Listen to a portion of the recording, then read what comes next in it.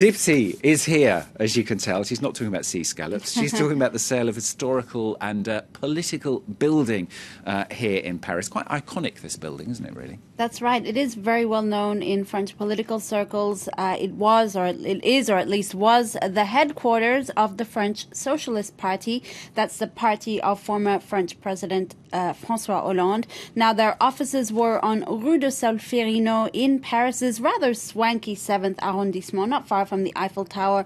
Very, very chic neighborhood. Le Parisien, the French daily, explains that it's a 45 million euro farewell to Solferino from the Socialist Party.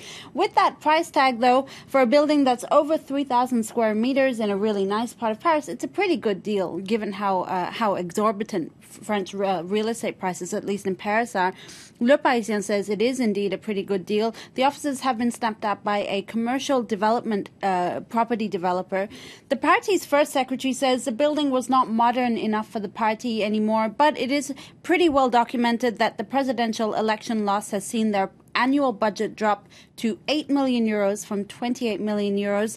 The website Lobs says the election has essentially ruined the party this year, and that's why they're selling. Well, not far from Rue de Solferino is Matignon. Now, that is the French Prime Minister's office, and it seems that the Prime Minister, Edouard Philippe, is facing the music today after a rather costly flight recently. This was to New Caledonia, wasn't it? That's right. This is very much part and parcel of French political life, isn't it? A shady flight here, a shady flight there. Anyway, Edouard Philippe, the French Prime Minister, it's his turn to be grilled about that today. It's quite curious, in fact, because he and his 60-person entourage took a commercial flight from Paris to Nouméa. That's the capital of New Caledonia, on a recent trip there. On the way back, though, he opted for a 350,000 euro private jet. In fact, not even from Nouméa, because from Nouméa to Tokyo, where he had a layover, he took a military flight that was on hand for him. Then from Tokyo to Paris, he paid this private jet, essentially costing about 6,000 euros per person, wow. Obviously at taxpayer funds. Now, Philippe has defended his choice, saying it allowed him to return to Paris 2 hours earlier, and that the military flight wasn't equipped for business trips, so it basically wasn't comfortable enough. But suffice to say, the president of the French Anti-Corruption Board says it's a gross misuse of public funds, and the far right, at least, has been quick to criticize what they see as the Prime Minister's frivolity. Well, meanwhile, today, President Emmanuel Macron, he's holding his last ministers' meeting for the year today. This is something that Figaro is looking at. That's right. The ministers will be able to let their hair down, so to speak, after this last meeting for the year. Le Figaro is really marveling at how Macron has, quote, transformed the ritual of ministers' meetings from a solemn, old-fashioned gathering to a, quote, astonishing mix of brainstorming and collective management. So even at his ministers' meetings, he's been able to inject some youth and dynamic atmosphere. Like under François Hollande, Macron has forbidden cell phones at the meetings. He's also taken a more direct approach. Sometimes he might be prone to lambasting ministers for the way their notes are written, for being too jargon-friendly, too technocratic, or he warns them not to rest on their laurels in one case where he says, I quote, "In 6 months you may not be here."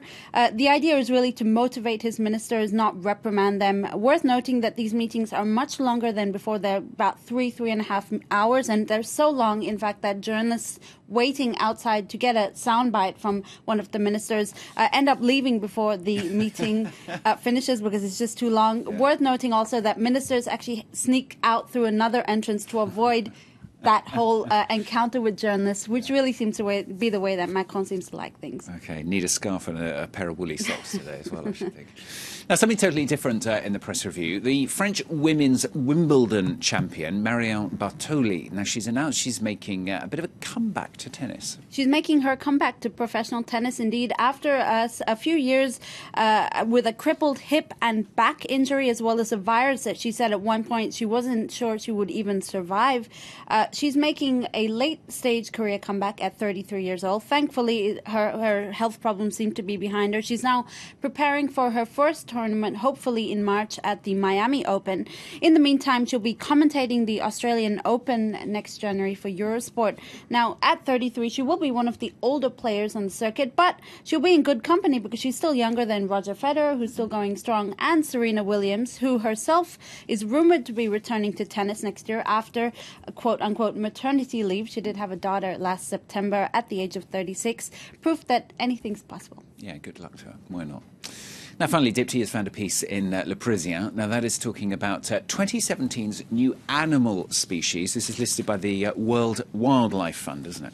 That's right. And 150 new animal species have been discovered this year, according to Le Parisien. Yeah, 115, according to Le Parisien. Now, that includes 11 amphibians, 3 mammals, 2 fish, 11 reptiles, and a lot of plants, 88 plants. So it's not just animals. Yeah. Among the new animals, a crocodile lizard, or what I'm calling a lizardile, if I can say that. Okay. They discovered that in Vietnam, in the Mekong region. In neighboring Thailand, they've come across a snail-eating tortoise or turtle. Lovely. The French, yeah, very nice. The French Museum for National History actually has organized 5 trips in the past decade to Madagascar, Papua New Guinea, Guyana, Vanuatu, and New Caledonia, all with the hopes of discovering new animal species. And they're very cautious to not announce it too early because sometimes it can be just a mutation and not actually a new species. But in this case, they definitely have discovered new animals. But Le Parisien says you may not have to go that far because in Paris itself, they've discovered 10 new varieties of bats that they actually thought were other animals, but due to their call were able to be identified as bats, which is still very encouraging given the deforestation, the sea warming, and continued global warming that takes place. Okay, well, there you go. They should come and look in here. I'm sure there are a couple of new species just under the desk, at least. Dipti, with the paper review, should be back with the international one in a couple of hours.